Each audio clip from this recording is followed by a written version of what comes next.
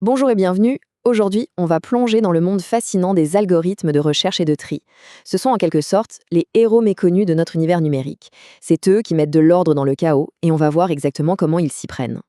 Alors, pour commencer, imaginez un peu le scénario. Une bibliothèque immense, des millions de livres, mais rien n'est trié. Un vrai cauchemar, non? Comment on ferait pour trouver un seul livre là-dedans? Eh bien, c'est exactement le problème que l'informatique doit résoudre en permanence. C'est la fameuse aiguille dans la botte de foin numérique. Et la solution, heureusement, ce sont des stratégies bien pensées qu'on va décortiquer ensemble. Première partie, la bibliothèque du chaos. Avant même de penser à chercher, il faut comprendre pourquoi c'est si important de mettre de l'ordre. On va voir à quel point la structure est vitale quand on a affaire à des tonnes et des tonnes d'informations. En fait, cette bibliothèque, en informatique, ça peut être n'importe quoi. Une base de données, un catalogue de produits, bref, un énorme paquet de données. Et le défi, c'est toujours le même, trouver ce qu'on cherche vite et organiser tout ça de façon logique. C'est là que les algorithmes de recherche et de tri entrent en jeu. Ils sont nos bibliothécaires numériques. Ils prennent ce grand bazar et le transforment en quelque chose de cohérent, ce qui nous évite pas mal de maux de tête. Deuxième partie, recherche, force brute contre intelligence. Alors, pour trouver cette fameuse aiguille dans la botte de foin, il y a deux écoles, deux manières de faire très différentes. On a d'un côté la méthode simple, directe, la force brute, et de l'autre une approche plus maligne, plus stratégique. Allez, voyons ce combat de plus près. Bon, on commence avec la plus simple, la plus évidente, la recherche linéaire. C'est vraiment la méthode à laquelle on penserait tous en premier. Imaginez, on cherche une phrase dans un livre. La recherche linéaire, c'est comme lire le livre page par page, ligne par ligne, depuis le début jusqu'à ce qu'on tombe dessus. Simple, hein? Mais on se doute bien que ça peut prendre un certain temps. Alors, pour résumer, le gros point fort de la recherche linéaire, c'est qu'elle est super simple à mettre en place. Et surtout, elle s'en fiche que les données soient triées ou pas. Ça marche sur n'importe quoi. Par contre, le gros point faible, c'est son efficacité. Pour les grosses listes de données, ça peut devenir terriblement lent. Si par malchance l'élément qu'on cherche est tout à la fin, il faut tout se taper du début à la fin.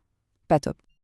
Ok, mais maintenant, posons-nous la question, et si nos livres, si nos données étaient déjà en ordre, par ordre alphabétique par exemple, est-ce qu'on ne pourrait pas faire beaucoup mieux?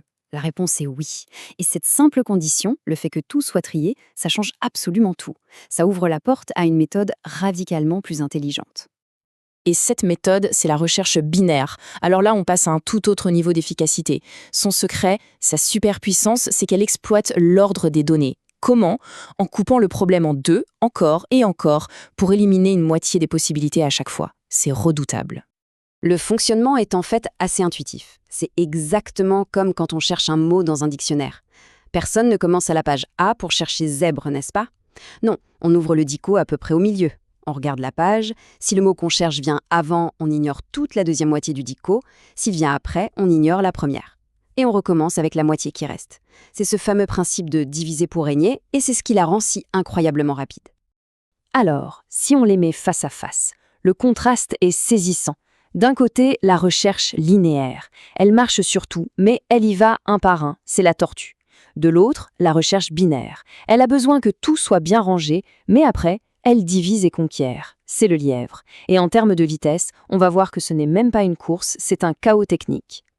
Troisième partie, le tri, avec deux méthodes simples. Bon, on a bien compris que la recherche binaire, c'est génial, mais ça ne marche que si les données sont triées. La question logique, c'est donc comment on fait pour trier? Comment on dompte ce chaos? On va commencer par deux des méthodes les plus basiques. Alors, le premier, c'est le fameux tri à bulles. Il est super connu, surtout parce qu'il est facile à comprendre. L'idée, c'est de parcourir la liste plein de fois. À chaque passage, on compare les éléments qui sont côte à côte, deux par deux. S'ils sont dans le mauvais sens, hop, on les inverse. À force de faire ça, les plus petits éléments remontent vers le début de la liste, un peu comme des bulles dans l'eau, d'où le nom. L'autre méthode de base, c'est le tri par sélection. Lui, il a une autre approche. Il regarde toute la liste, il trouve l'élément le plus petit et il le met tout au début. C'est fait. Ensuite, il ignore ce premier élément et il recommence avec tout le reste de la liste. Il cherche le plus petit et le met en deuxième position. Et ainsi de suite. Il construit la liste triée petit à petit en sélectionnant le bon élément à chaque fois. Le point commun entre ces deux-là? Ils sont simples à coder, c'est vrai. Mais ils partagent aussi un énorme défaut. Ils sont incroyablement inefficaces dès que la liste devient un peu grande. Leur complexité, on va le voir, est de O de n carré, ce qui veut dire que le temps nécessaire pour trier explose très vite quand on ajoute des éléments. Pour de gros volumes de données, c'est juste inutilisable. Quatrième partie, le langage de la vitesse. Voilà, on a lâché des termes un peu barbares comme O de n ou O de n carré. Il est temps de traduire ça en français. On va parler de la notation BIGO.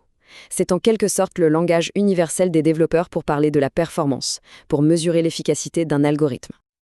Alors attention, la notation BIGO, ça ne mesure pas le temps en minutes ou en secondes. C'est plus subtil. Ça décrit comment le temps d'exécution va évoluer si on augmente la taille des données. En gros, ça nous dit si l'algorithme va bien vieillir. Un BIGO faible, c'est le signe d'un algorithme efficace qui ne va pas s'écrouler sous la charge. C'est une façon de prédire la performance. Et voilà le bulletin de notes de nos algorithmes. Regardez ça. La recherche binaire tout en haut, avec son O de log n, c'est la mention excellent. Ça veut dire que même si on multiplie la taille des données par 1000, le temps de recherche, lui, n'augmente que très très peu. Juste en dessous, la recherche linéaire en O de n, c'est passable. Le temps augmente en même temps que les données. Et tout en bas, nos de tri en O de n carré, c'est faible. Là, c'est la catastrophe annoncée pour les grandes listes. Bon, ces notations, ça reste un peu abstrait. Pour vraiment saisir la différence, on va mettre des chiffres dessus. Prenons une liste avec 1 million d'éléments. 1 million. Et voyons combien d'opérations, au maximum, nos deux méthodes de recherche auraient besoin. Et là, le résultat est juste incroyable. La recherche linéaire, dans le pire des cas, doit vérifier chaque élément, donc 1 million d'étapes. 1 million. La recherche binaire, grâce à sa méthode de division, elle trouverait la réponse en environ 20 étapes. 20! On parle de passer de 20 étapes à 1 million d'étapes. C'est la différence entre une page qui se charge instantanément et une qui n'en finit plus de mouliner. Voilà pourquoi le choix du bon algorithme est absolument crucial. Dernière partie, les algorithmes dans la vie réelle. Ok, la théorie, c'est bien. Mais où est-ce qu'on voit tout ça concrètement? Pourquoi est-ce que cette logique invisible nous concerne tous les jours? Parce que croyez-moi, ces algorithmes sont absolument partout. Premier exemple, une grande entreprise avec une base de données de millions de clients. Quand on appelle le service client, on ne veut pas attendre 3 minutes que la personne retrouve notre dossier. Grâce à la recherche binaire sur des données triées, l'opérateur trouve l'idée client en une fraction de seconde. Le résultat, une recherche quasi instantanée et un service client bien plus efficace. Deuxième exemple, qu'on connaît tous, un site de e-commerce. On veut pouvoir trier les produits par prix, du moins cher au plus cher. Si le site utilisait un triabule sur des milliers d'articles, on attendrait des plombes. Mais avec un algorithme de tri efficace, il en existe des bien meilleurs que ceux qu'on a vus, le résultat s'affiche tout de suite. Ça améliore l'expérience et au final, ça fait vendre plus. Voilà la phrase à retenir de tout ça. Le choix du bon algorithme peut avoir un impact énorme sur les performances. En informatique, il ne suffit pas d'avoir une solution qui marche. Il faut une solution qui marche efficacement. C'est toute la différence entre une application qu'on adore utiliser et une qu'on désinstalle au bout de 5 minutes. Ces règles invisibles, elles sont à l'œuvre en ce moment même, partout autour de nous. Elles organisent notre monde seconde après seconde. Mais que se passe-t-il quand elles sont mal choisies, quand elles sont trop lentes? On a de la frustration, de la perte de temps, des services qui ne fonctionnent pas. La prochaine fois qu'une recherche Google s'affiche en un clin d'œil ou que le fil d'actualité d'un réseau social se rafraîchit, on pourra se souvenir qu'il y a derrière toute une armée d'algorithmes qui se battent contre le chaos. Et cette quête d'efficacité, c'est une bataille qui ne s'arrête jamais.